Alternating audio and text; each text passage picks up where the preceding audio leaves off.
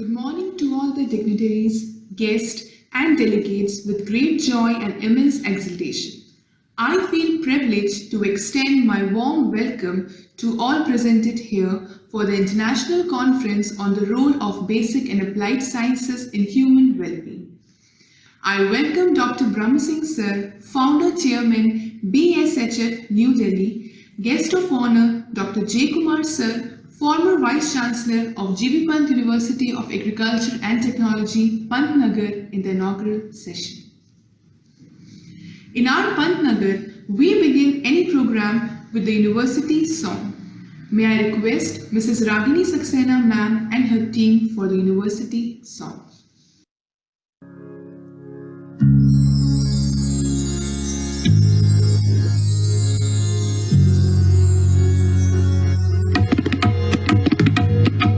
जय हो नवयुग निधि की जय हो नवयुग निधि की जय हो नवयुग निधि की जय हो नवयुग निधि की जय हो पावन हिमगिरि के चरणों में शीश झुकाए विशद तराए सस्य श्यामला तरु तृण वसना सहज उर्वरा धरणी सुहाई इसके हृदय कमल में विकसित हरित स्वर्ण छवि सौरभमय हो जय हो नवयुग निधि की जय हो नवयुग निधि की जय हो नवयुग निधि की जय हो नवयुग निधि की जय हो जय हो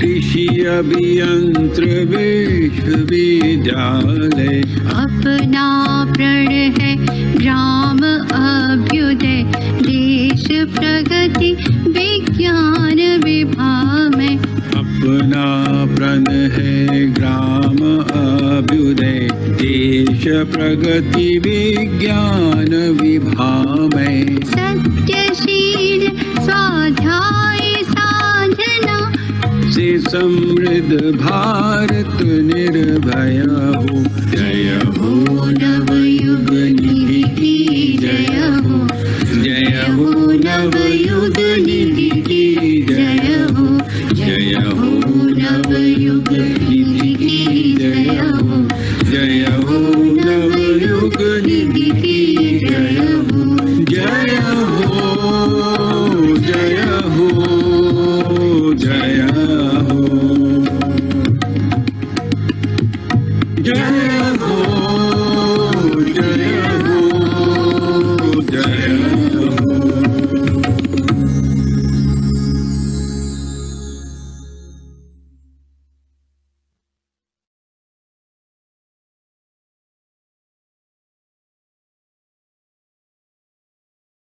Now I would like to welcome Dr. Deepa Vinay ma'am, Chairperson, Alumni Alma Mater Advancement Association 48 Pantnagar, to introduce the theme of the conference.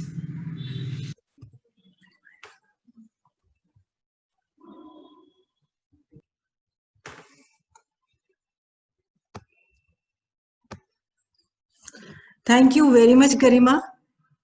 Respected Dr. Brahma Singh Sir, Chief Guest of this international conference, our Honorable Registrar Sir, Dr. J. Kumar, presenters, Dr. Avani Kumar, Dr. Aparna Banerjee, Dr. Piyush Agrawal, Dr. B.M. Pandey, Dr. Askandar Iqbal, delegates and dear students. I, Dr. Deepa Vinay, on my own behalf and on behalf of G.B. Pant University of Agriculture and Technology, welcome you all to this international conference on role of basic and applied science in human well-being. This is the first agriculture university of India, which is dedicated to the nation on November 17th, 1960 by first Prime Minister of India, Pandit Jawaharlal Nehru ji. This university was established on land grant pattern on the Tarai State Farm of 16,000 acre and has now 7 colleges, and these are College of Agriculture, College of Home Science, College of Veterinary and Animal Husbandry, College of Basic Science and Humanities, College of Technologies, College of Fisheries, College of Agribusiness Management. Its path-breaking teaching, research and extension and large-scale seed production contribution has been greatly and globally acknowledged. In addition, the university has made exceptional contribution in livestock and fish production. Recognizing its yeoman services to the science and society, Indian Council of Agriculture Research has bestowed its Best Institution Award thrice to this university. That is in the year 1997, 2005 and now in 2019. The university continues to play a pivotal role in national research stream, as is evident from the fact that more than 400 research projects are being implemented. The university is imparting agriculture education through its 14 undergraduate programs and 126 postgraduate programs. If we talk of Alumni Alma Mater Advancement Association, this association was established in 2015 with the mission to establish symbiotic relationship among its alumni and its alma mater. Now at present, we are having about more than 5,000 life members attached with this association. Therefore, on the occasion of Golden Jubilee of this great university, Alumni Alma Mater Advancement Association is organizing this international conference on role of basic and applied sciences and human well-being. Now the question arises why we have selected this topic. We have selected this topic because, as all of us we know, that science affects all of us. Every day of the year, from the moment we wake up, all day long, and through the night, our digital alarm clock, the weather report, the road on which we drive, the bus we ride, and our decision to eat, whether we want to eat a baked food or a fried foods, our cell phones, the antibiotics that treats you in our sore throat, or clean water that comes in our houses, the light that we turn off at the end of the day, all have been brought to us by the courtesy of science. The modern world would not be modern at all without the understanding of the technology which is enabled by the science. Another question arises, what is the difference between basic and applied science? As we know that the goal of basic science is to expand or explore the knowledge in a particular field, whereas applied science is an application of acquired knowledge. It takes up the knowledge that has been acquired or learned from the basic science and also solves or finds a solution for the existing problem. Applied science is the use of scientific processes and knowledge as the means of achieve a particular practical or useful result. This includes a broad range of applied science related fields, including engineering, medicine, even in social science. Therefore, looking at the importance of a role of applied and basic science in the field of human well-being, present conference is organized. I hope the recommendation of this conference will be useful to all the budding scientists and the researchers. I extend my warm welcome to the chief guest, Dr. Brahma Singh ji, our dynamic acting former Vice Chancellor, Dr. J. Kumar ji, and all presenters, delegates and students. Once again, my warm welcome to you all. Now, I would like to request our chief guest, Dr. Brahma Singh ji, to please deliver his lecture. Thank you, Deepa. And respected former Vice Chancellor, Dr. J. Kumar, Registrar, and other authorities there, and Secretary 4A, Dr. Deepa Vina, dear delegate, student, and media. On the occasion of Diamond Jubilee, that is 60th year of Govind Ballabh Pant University of Agriculture and Technology, formerly Uttar Pradesh Agriculture University Pantnagar, I congratulate one and all and wish the university will scale the heights and prosperity of its alma mater. I also congratulate for organizing the international online virtual conference on the role of basic and applied sciences in human well-being today and tomorrow for 2 days. I am thankful to the organizers for giving me the opportunity and honor to deliver the inaugural address. As the chairman of BSHF, Professor Brahma Singh Horticulture Foundation, I greet you on behalf of the foundation and wish the university continued success. We look forward to greater contribution from you in both basic and applied science for the betterment of farming community, the farming sector, and society in general, both in the country and overseas. Since last century, that is to be precise, 1961, when I joined College of Agriculture of the UPAU as a student, I see phenomenal progress with the multiplication of faculties at the university campus and global spread of its alumni. I note with pride the birth of at least 3 universities that I am aware of from this UPAU or the Govind Ballabh Pant University of Agriculture and Technology. I note with pride the birth of this one and other institutions. Then at the same time, the university retained the prestige as Dr. Deepa told you and the honor as the best ICR Agriculture University in India. Congratulations to the Honorable Vice Chancellor, Dr. Tej Pratap ji, and faculty members, students, and supporting services serving the great university. Friends, I am to speak on basic and applied science for human well-being. The definition of these two has given by Deepa, but I would like to elaborate further. Let us see what science is. Broadly speaking, science is the outcome of research, which is commonly conducted in academic and research institutions like G.B. Pant University of Agriculture and Technology, as well as in government agencies and private companies. With these words, I once again wish grand success to the event. Thank you. Thank you very much, sir. I would like to share the achievement of Dr. Brahma Singh, sir. As we know, Dr. Brahma Singh is a Padma Shri awardee in 2014. He's a fellow of NAS, AFST, NABS, his ISVS and ISNS.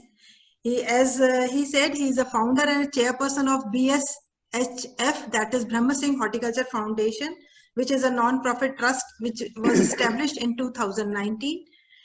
He is our alumnus, and he did his BSc, MSc, and from this very university. Now I invite Dr. J. Kumar. Dr. J. Kumar is MSc and PhD in plant pathology from Pantnagar University and doctorate from International Rice Research Institute, Philippines. He served as a Vice Chancellor of this university, Dean of College of Agriculture, Registrar. At present also he is holding the post of Registrar. He was head of the Department of Plant Pathology.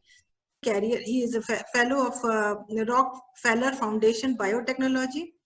Pesticide Indian Award of Society of Mycology and Plant Pathology was also given to him, and he is also recipient of Uttarakhand Ratan Award and many more. But anyhow, thank you so much, and I welcome Dr. Brahma Singh to this international conference today. It's a pleasure for me to speak on behalf of the Vice Chancellor, Dr. Tej Pratap Singh, who is not present today in the university. So I have this privilege to present his address, you know. Well, ladies and gentlemen, very good morning. Respected Dr. Brahma Singh ji, the chairperson of today's conference, Dr. Octavius Luis Franco, Dr. Deepa Vinay, the Secretary 4A, and all the delegates. I welcome you all to this virtual platform for International Conference on Role of Basic and Applied Science in Human Well-Being. Ladies and gentlemen, the scientific community has been debating for the last few decades about the value of different types of sciences. Is it valuable to pursue science for the sake of simply gaining knowledge? Or does the scientific knowledge only have worth if we can apply it to the innovation for the betterment of society? The science is knowledge, and scientific research generates new knowledge. This new knowledge improves human health and well-being, particularly by improving the detection and treatment of diseases, the quality of our food and our interaction with the environment. The fundamentals of scientific knowledge are derived from the basic scientific research.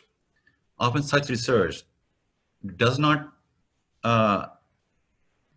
solve a given problem, but can explore many new problems and inspire others. It takes many years, even decades or more, before the value of basic scientific research is appreciated and widely recognized applications are generated. Most of the tools, technologies, and medicines we use today are the products or byproducts of research, from fountain pen to the rockets, or from aspirin to the organ transplantation. The question focuses on differences between two types of sciences, basic and applied science. As was mentioned earlier also by the earlier speaker, basic science or pure science seeks to expand knowledge, regardless of the short-term application of that knowledge. It is not focused on developing a product or a service of immediate public or commercial value. The immediate goal of basic science is to gain knowledge for the sake of knowledge, even though this knowledge might be applicable in well-being of the people or the human being. In contrast, applied science of knowledge aims to use science to solve real-world problems, for example, to improve a crop yield, to find cure for a particular disease, or save animals threatened by natural disaster. In applied science, the problem is usually defined for the researcher. Ladies and gentlemen, I would like to congratulate Alumni Alma Mater Advancement Association for organizing this international conference at the right time. I'm sure the recommendation from the conference will be beneficial for the society. On the occasion of Diamond Jubilee of GB Pant University, Pantnagar, I'm happy that 4A is organizing this international conference. I express my best wishes for the success of the conference, and I congratulate 4A undertaking that much needed exercise. Thank you very much, and all the very best. Thank you very much, sir, for very nice deliberation. Since we are having very eminent people who have joined us in this, joining this international conference, now may I invite any one of you, those who wants to say anything about the topic, please raise your hand so that we can invite you. Pleasure to be associated with this activity because both things are very close to my heart.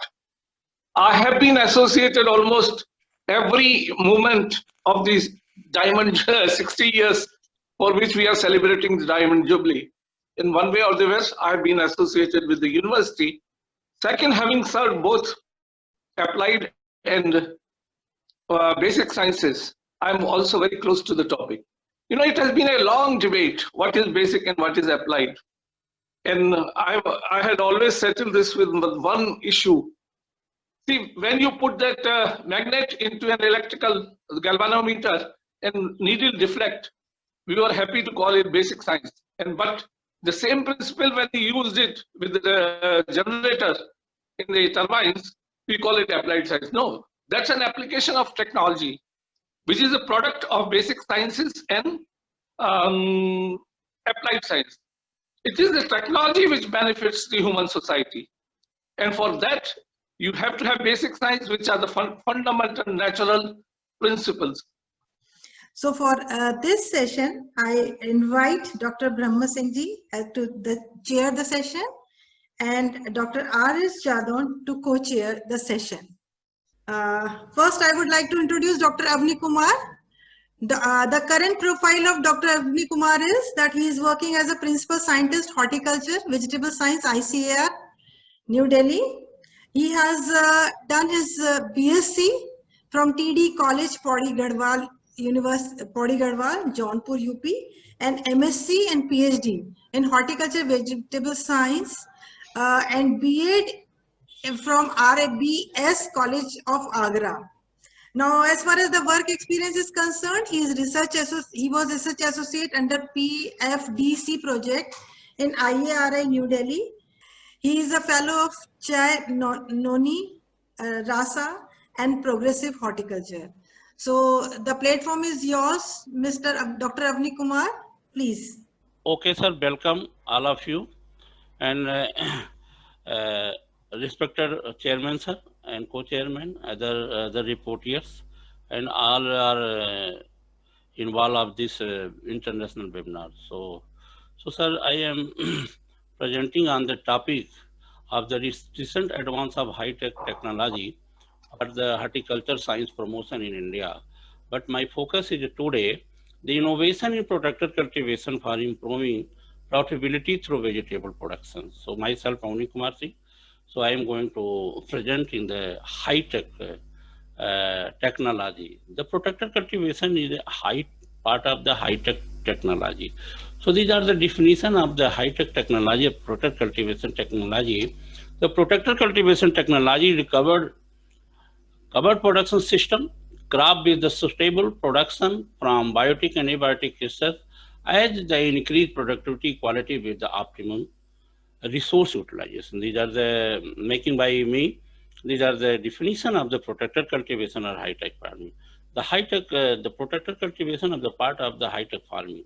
You know about the protected cultivation. The name will be somebody is saying protected cultivation and somebody is saying the greenhouse. Because of the functional aspect of the protected cultivation, you can see here one part is the function on the greenhouse effect, so known as greenhouse cultivation, and some function is protect against biotic and abiotic research, you know as a protected cultivation. These are the name decided by the function of the technology. So these are the views. The introduction of the protected cultivation technology, you can see here a high-tech or protected cultivation is known as secondary agriculture. And the part of the micro irrigation system with the combination of protected cultivation and environment in the ultimate of the sustainable solution of the high vegetable crop.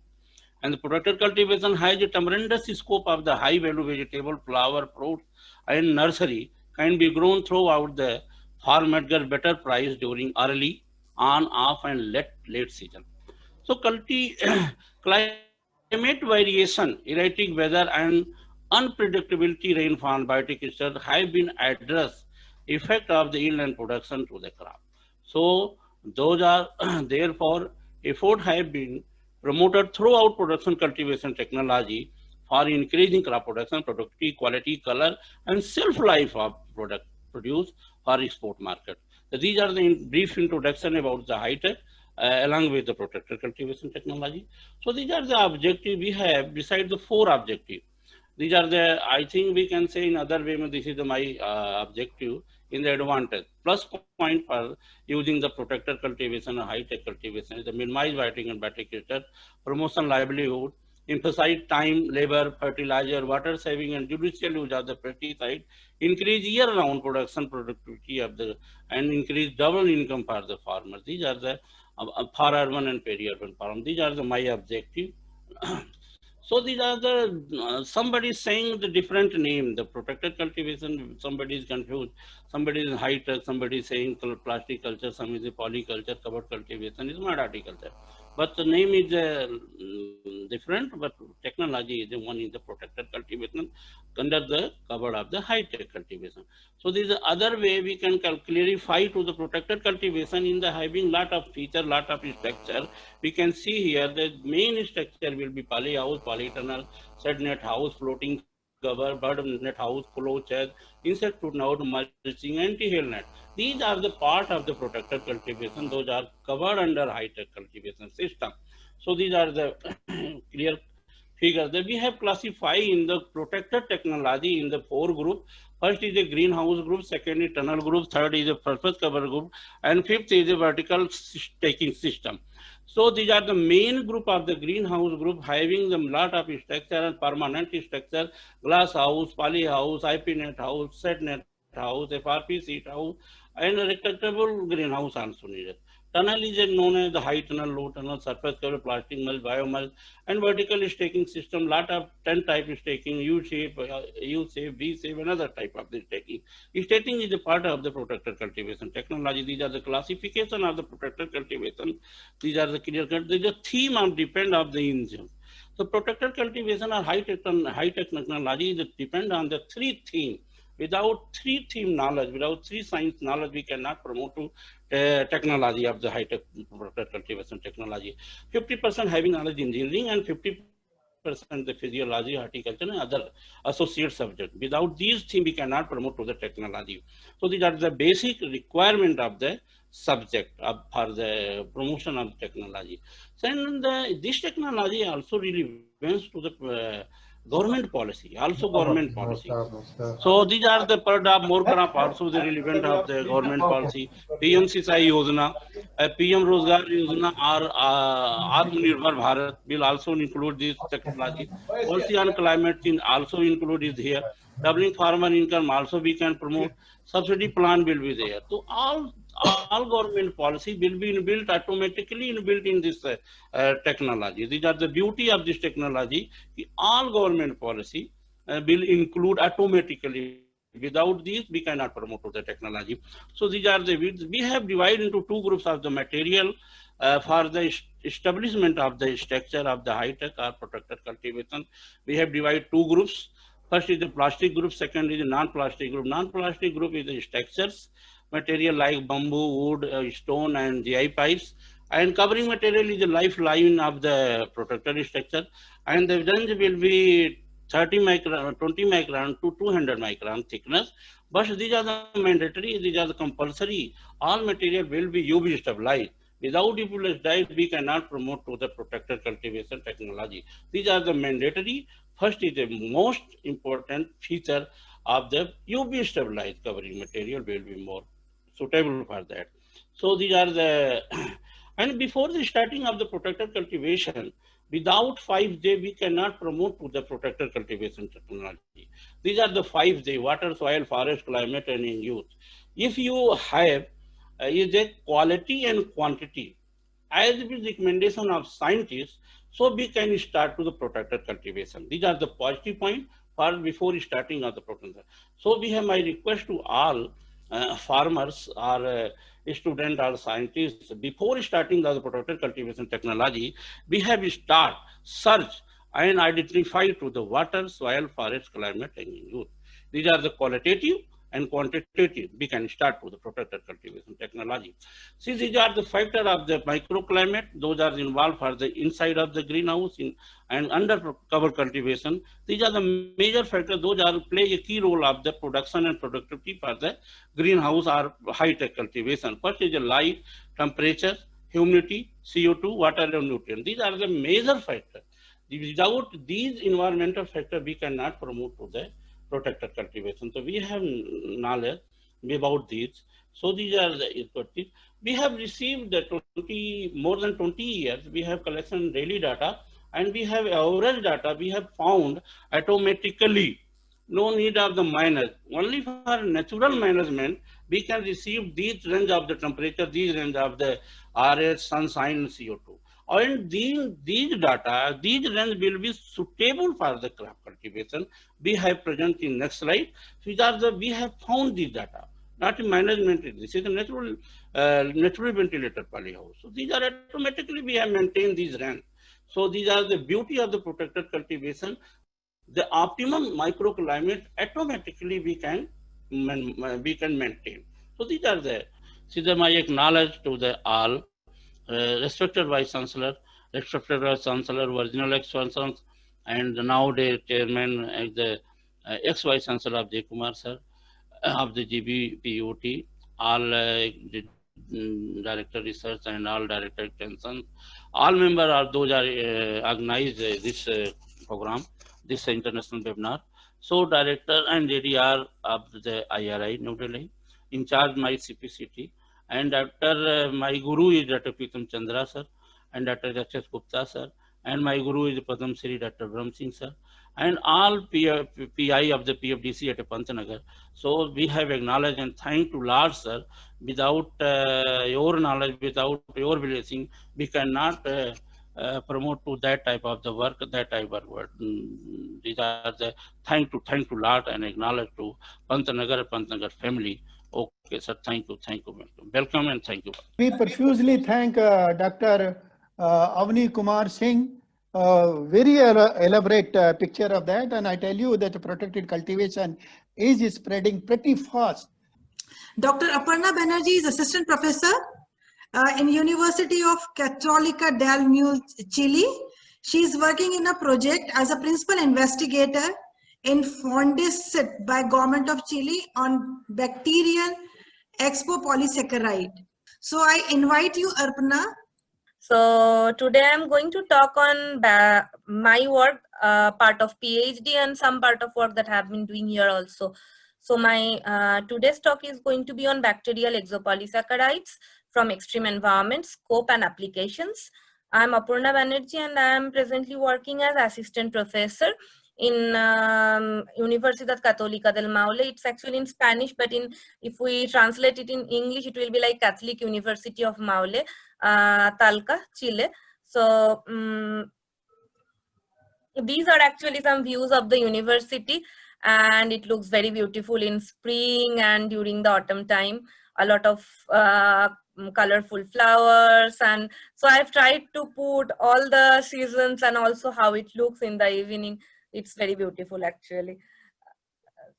So I will start with talking about some extremophilic bacteria. Actually, when we talk about microbes, we talk about plants, animals, and this is a part of the living world that we probably less talk about, or the least talk about part. And inside of microbes, the least discussed part is actually the extremophilic microorganisms. Microbes are omnipresent. They're everywhere. They're in the hot springs, in the volcanoes, in the hydrothermal vents, hyperacidic lakes, desert environment, acid mine drainage, nuclear contaminated sites, soda lakes.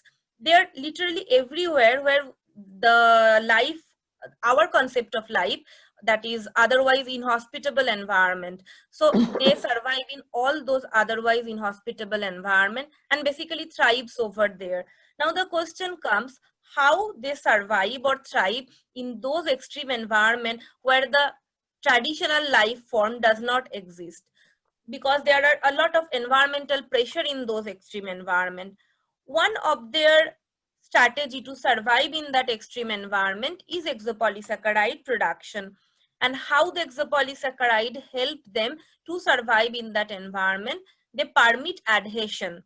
So when the bacteria is adhered to a surface, there is least possibility that they get washed out from that environment. They help in biofilm formation, and they also help the protection against stress factors.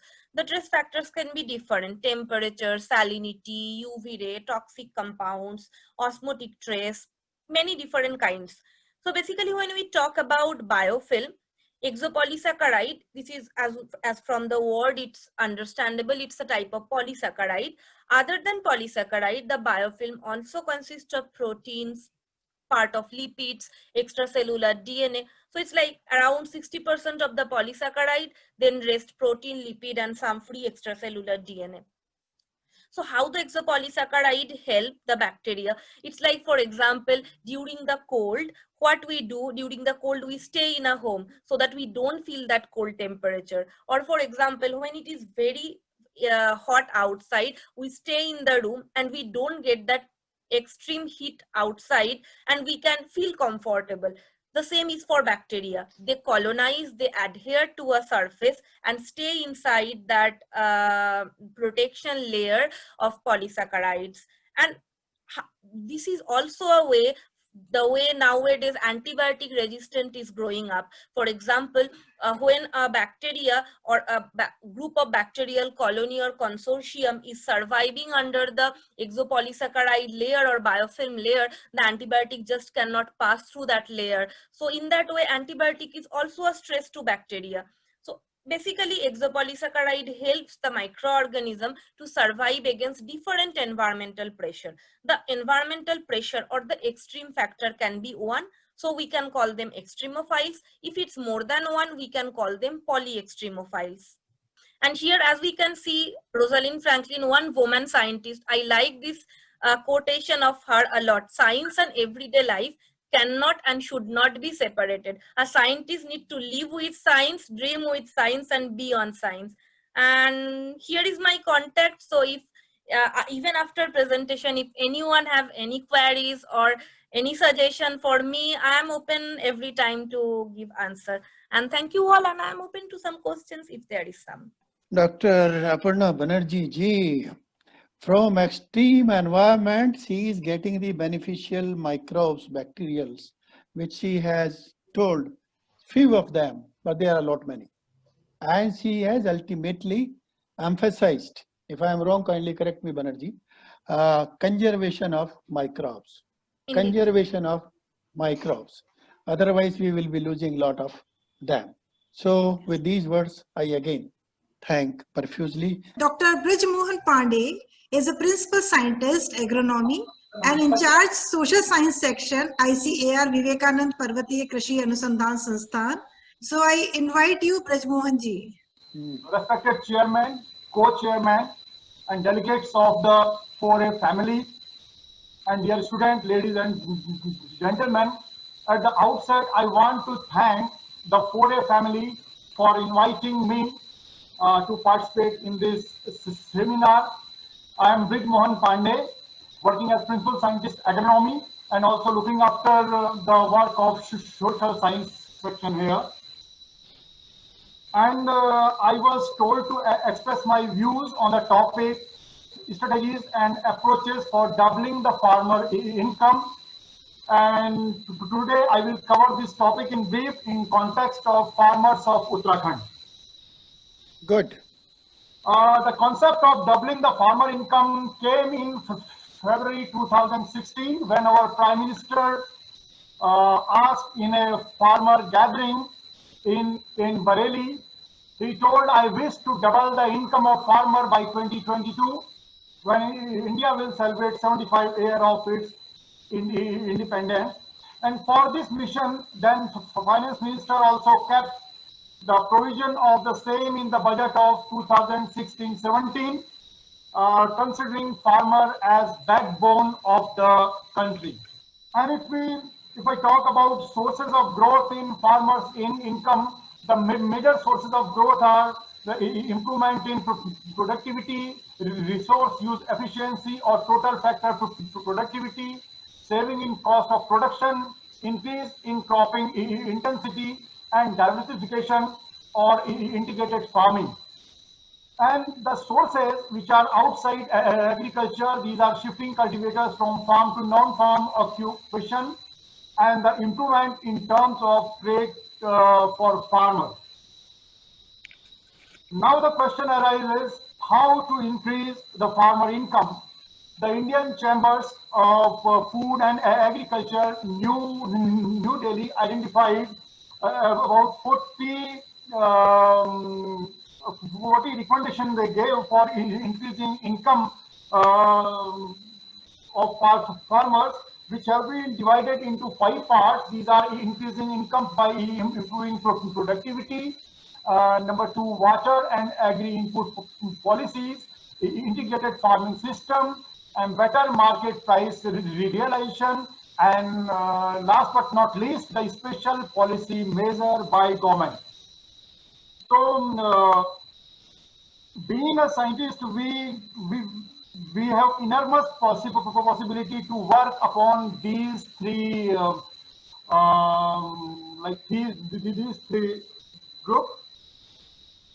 And if we see our what is the strength and expertise with us, these are hiding improved hybrid varieties and water harvesting and protected cultivation technologies, which Dr. AWANI Kumar Singh elaborated, and the farm mechanization and diversification and human resource development, that is capacity building. Stop myself, and I acknowledge the all scientists of ICR VTKS Almora, whom work I presented here. Thank you very much. Now the next speaker is Muhammad Askandar Iqbal. I am very happy to introduce Muhammad Askandar Iqbal. He is at present DST Inspire faculty at Department of Biotechnology, Jamia Millia Islamia University, New Delhi. So the platform is yours, Muhammad Askandar Iqbal, please.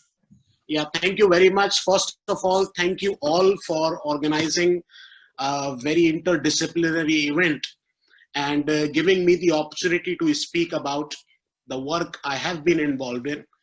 And I hope I will not be an outlier, because Pantnagar University is known for its tremendous contribution to agricultural and plant biology. And again, coming back to the title of my topic, Fighting Cancer by Understanding its Metabolic Behavior. So breast cancer is a #1 killer in cancer-related deaths in Indian female. Earlier, cervical cancer was the #1 killer among women in cancer-related death because of poor hygiene. Now, in 2012, it is reported that breast cancer has surpassed cervical cancer.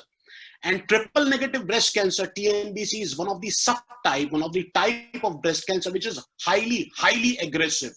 And the outcome, the clinical outcome of patient is extremely poor, with large majority, over 80% of the females are dying within first 5 years of diagnosis. So definitely we need to address, there is an urgency to find out ways to work out modalities which can be used to treat especially triple negative breast cancer. Now, again, as I mentioned in my initial introductory sentences about the use of phytochemicals definitely holds immense potential because of the huge structural diversity. So what drives triple negative? So that was our interest, to find out what exactly drives triple negative breast cancer and whether targeting triple negative breast cancer metabolism is therapeutically relevant. So first we did is we compared the negative effect of silibinin on triple negative breast cancer cell lines and non-triple negative breast cancer cell lines. As is evident from these figures, we saw a significant decrease in proliferation as well as viability only in triple negative breast cancer cell line, but not in non-triple negative breast cancer cell line. The non-triple negative breast cancer cell line are showed in red. As you can see, as we increase the concentration of silibinin, no change. But in blue bars, both proliferation as well as viability. And then we did mass spec based, LCMS based metabolomics to have a complete picture of metabolism, that how exactly silibinin is affecting the metabolism. So we found out that a lot of metabolites belonging to glucose metabolism were in blanket fashion went down upon treatment with silibinin. So I guess I tried my best to wind this up in short time because it's already lunch. Dr. Rita Singh Raghuvanshi has written, from which plant this silibinin is extracted? Yeah, it is extracted from milk thistle plant, which is, its botanical name is Silybum marianum. As a reporter, today is a very nice session chaired by Padam Shri Dr. Brahma Singh ji. And speakers were Dr. B.M. Pandey sir and Dr. AWANI Kumar, Dr. Aparna Banerjee and Dr. Muhammad Askandar Iqbal. They presented 2 topics are from the agriculture side and 2 topics from the basic science. And I am one by one, I am giving the basic thoughts. First, Muhammad Askandar Iqbal presented the hope to fight cancer in days to come and the use of phytochemicals in the potential treatment of cancerous cells and the disease cancer to which our community is going to face in the future. And the use of plant extract is very, I think this is very potential, and we have to explore more plants in this regard. Second is from the basic presentation is from the Aparna Banerjee, and she highlighted the use of microbes, especially the microbes present in the extreme environment, which are uniquely adapted to extreme environments, and this ability of those microbes can be utilized for well-being of humankind, especially for coping up with the changing climatic rigors in the global warming era. And these examples, as she explained and elaborated in her presentation, they often harbor some industrial important secondary metabolites that have promise in the industrial applicability, and the compositional dynamics of these polyextremophils is in different parts of the world reveals that excellent potential for its industrial application. So we have to explore these new areas for collecting those microbes and studying the beneficial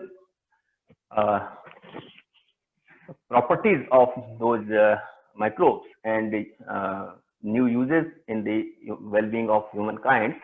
Then I come to the presentation from the agriculture side. The first presentation was from the AWANI Kumar, and he covered the basic technical details and the applicability of protected cultivation. And he suggested the year-round production of vegetable nursery, fruits, and the other techniques of protected cultivation, soil-less media, hydroponics, aquaponics, aeroponics, etc.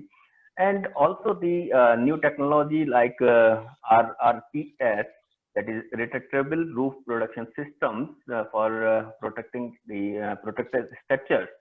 And he given this insight of the promotion activities of IRI as well as the GBPOT Pantnagar through its KVKs for the promotion of these soil-based cultivation techniques in hill and place condition for high value vegetable crops in different protected structures, and also suggested new vistas for the promotion of vertical farming, rooftop farming, hanging farming, fence farming, etc. And I hope that these technologies will certainly helpful for our farmers to increase the income. And lastly, Dr. B.M. Pandey presented the practical utility of the how we go for the doubling the farmers' income. And he's given that during the FLD of maize, he presented that varietal replacement can double the income in some cases. He cited the example of maize, and similarly for other crops also it can increase the income of this. This simple technology of seed replacement can create a miracle, and especially in the low productive areas. So I thank all the speaker for this elaborative presentation, and now I invite Padam Shri Dr. Brahma Singh ji, chairman of the session, to say a few words to wrap up the session. Please, sir.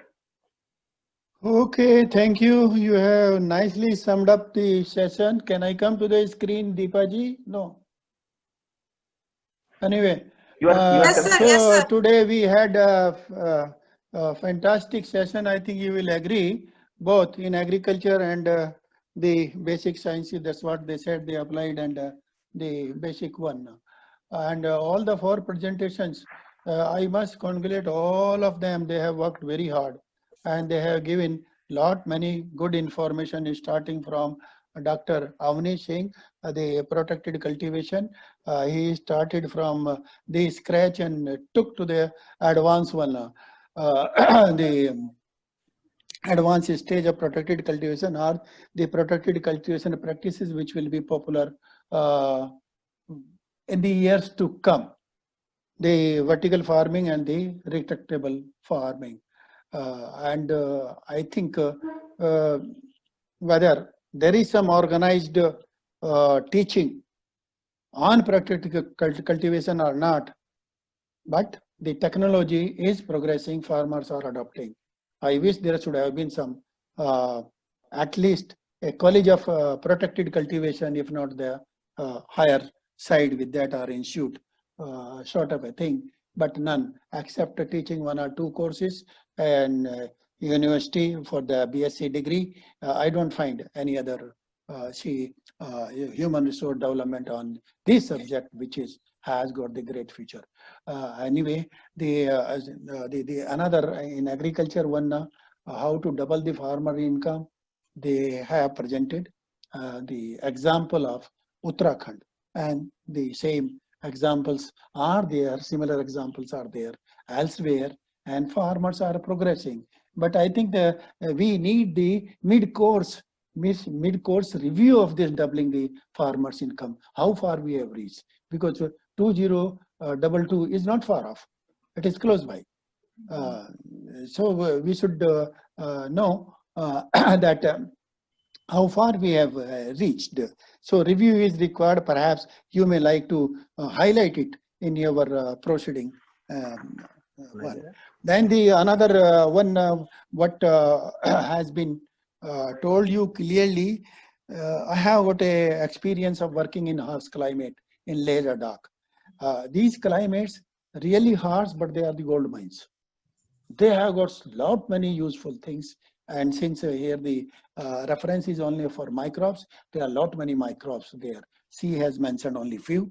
We have got lot many, not only the high temperature, but the acidity and all sort of adverse conditions have got the microbes. And you know, the philosophy behind or the science behind that, these microbes have to survive there. They don't manufacture or synthesize the chemicals for your use or for the use of the human well-being. They want to survive them, survival for the fittest. They synthesize for that. And we being very clever, we just take advantage of that, whether it is a plant, whether it is a microbe or anything else. So harsh climate bound to just influence the synthesis in the body. This is a very important one. Then the cancer one, cancer is really a cancer. And I must appreciate Dr. Iqbal's efforts, right approach in the right direction and giving this one. But with Iqbal Saab, I want to share one thing. He may agree, he may not agree. He laid emphasis on use of phytochemicals. Phytochemicals in the raw form means in the form of phyto only. The plant or its part, flower, fruit, or whatever it is. He recommends that. But see, if some, not some, the cancer is wide spreading. And we think of the amount of phytoproduct we will require to treat the patients. What will be the colossal quantity of that? He can react with me, he can discuss with me. My, I think, telephone number, etc. are there on that Wikipedia. You can just react with me on that aspect if you disagree. So that is why we have to take a lead from phytochemicals and switch on to chemicals, synthetic chemicals. You have yourself has given the example of pistil. It is coming from the Texas bacata. Texas bacata, if you want to feed the Texas bacata to the patient, cancer patient, there won't be any Texas bacata tree left. And how much you have to give with that? So we say it has to go in a synthetic mode. That's what I feel. This is my thinking with that. And with these words, I thank the organizers to tolerate me for such a long time and giving me an opportunity to be with them. I feel homely because I was educated there. If I have done some mistake there, this I should not be blamed because I was trained like that. So with these words, I thank one and all. Thank you very much, sir. Now I invite Dr. Gina to please give vote of thanks. And it's my pleasure to propose a vote of thanks during this international conference on role of basic and applied sciences in human well-being. Firstly, I wish to thank from bottom of my heart to Padam Shri Dr. Brahma Singh ji, founder chairman of BSHF Delhi, who spared his valuable time for being chief guest of this international conference and showered his blessings. With his vast experience, he impressively and thoughtfully guided the first session as chairman. Thank you very much, sir. And now I wish to express my deepest sense of gratitude to our registrar, Dr. J. Kumar sir, for sparing a couple of moments for this international conference. Besides his busy schedule and elaborated the theme of the conference, your dynamic leadership and enthusiastic working have always been an inspiration to us. Thank you, sir. I wish to express my heartfelt thanks to Dr. R.S. Jadon, Dean CABM, for his continuous support and excellent narration of co-chairman of the session. He spared his valuable time for us besides his own busy schedules.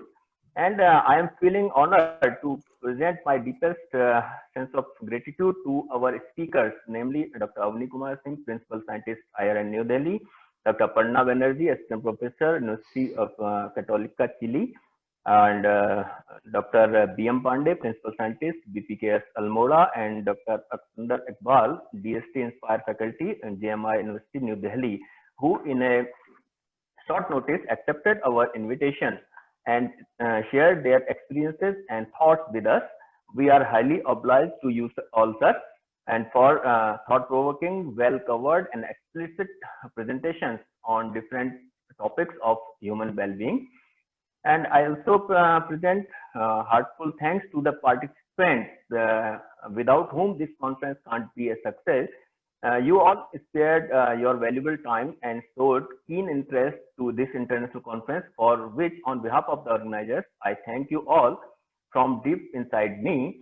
And I also wish to record a worthy thanks to Dr. Piyush Agrawal for giving the concept of this conference and untiring efforts to make it successful. At last but not least, I wish to thank the organizers, Dr. Deepa Binay, Secretary 4A, and Dr. Seema Quatra, my co-reporters, our Director Communication, Press and Media, and all who directly or indirectly associated with organization of this international conference. Thank you all. Thanks.